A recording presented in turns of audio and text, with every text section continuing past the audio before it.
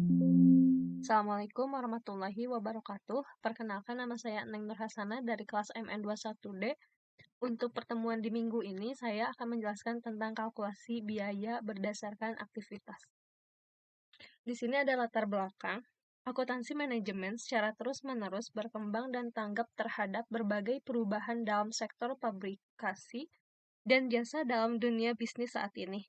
Salah satu tanggapan yang cukup signifikan adalah berupa pengembangan manajemen berdasarkan aktivitas. Untuk mempelajari akuntansi manajemen, dibutuhkan pemahaman akan arti biaya dan terminologi yang berkaitan dengan biaya. Kalkulasi biaya produk khususnya berdasarkan aktivitas adalah salah satu prinsip sistem informasi akuntansi manajemen. Perkembangan proses kalkulasi biaya berdasarkan aktivitas menjadi salah satu pengembangan utama akuntansi manajemen.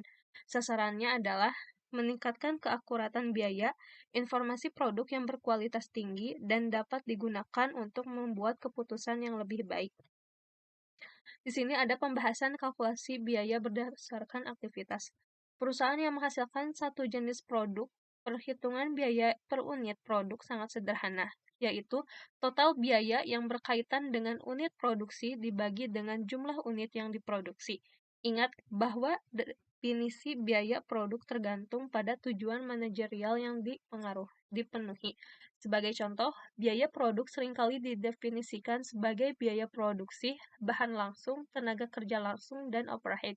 Namun, biaya produk juga berguna untuk membuat beberapa keputusan tertentu. Sebagai contoh, biaya produk dapat menjadi masukan penting untuk penetapan harga penawaran, sedangkan proses pengkaitan biaya dengan unit yang diproduksi setelah biaya tersebut diukur disebut pembebanan biaya atau cost assignment. Di sini ada manfaat biaya per unit.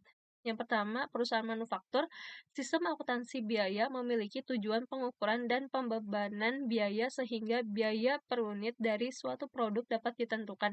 Informasi biaya per unit adalah sangat penting bagi perusahaan manufaktur untuk penilaian persediaan, penentuan laba, dan pengambilan keputusan lainnya. Yang kedua, ada perusahaan jasa. Perusahaan jasa juga memerlukan informasi biaya per unit. Pada dasarnya, untuk menghitung biaya per unit antara perusahaan jasa maupun perusahaan manufaktur adalah sama. Di sini ada kalkulasi biaya. Ada dua cara yang lazim digunakan untuk mengukur biaya yang berhubungan dengan produksi, yaitu satu, kalkulasi biaya aktual. Sistem biaya aktual atau actual cost system mengharuskan perusahaan menggunakan biaya aktual dari seluruh sumber daya yang digunakan untuk produksi, baik biaya utama maupun biaya overhead, untuk menentukan biaya per unit. Biaya utama aktual dapat dibebankan dengan menggunakan penelusuran langsung dan dapat dibebankan secara tepat waktu, sehingga tidak terdapat masalah yang cukup signifikan bagi dari segi keakuratan maupun ketepatan waktu. Metode ini mempunyai kelemahan dalam penggunaan biaya aktual untuk perhitungan biaya per unit untuk biaya overhead. Yang kedua ada kalkulasi biaya normal. Kalkulasi biaya normal atau normal costing system mengharuskan perusahaan untuk membebankan biaya aktual bahan langsung dan tenaga kerja langsung kepada unit yang diproduksi, namun untuk overhead dibebankan berdasarkan estimasi yang ditentukan terlebih dahulu. Kalkulasi biaya produk tradisional. Kalkulasi biaya produk tradisional hanya membebankan biaya produksi pada produk. Pembebanan biaya utama ke produk tidak memiliki kesulitan, karena dapat menggunakan penelusuran langsung atau penelusuran penggerak yang sangat akurat.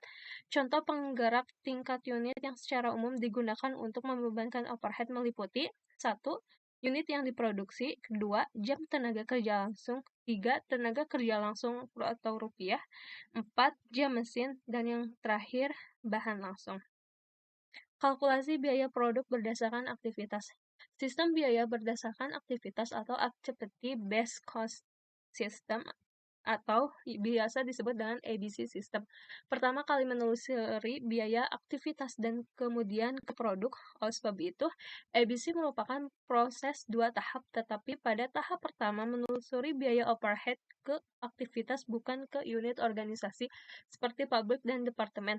Tahap kedua yaitu pembebanan biaya produk dengan menekankan pada penelusuran langsung dan penelusuran penggerak.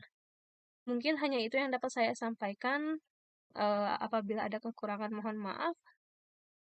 Terima kasih. Wassalamualaikum warahmatullahi wabarakatuh.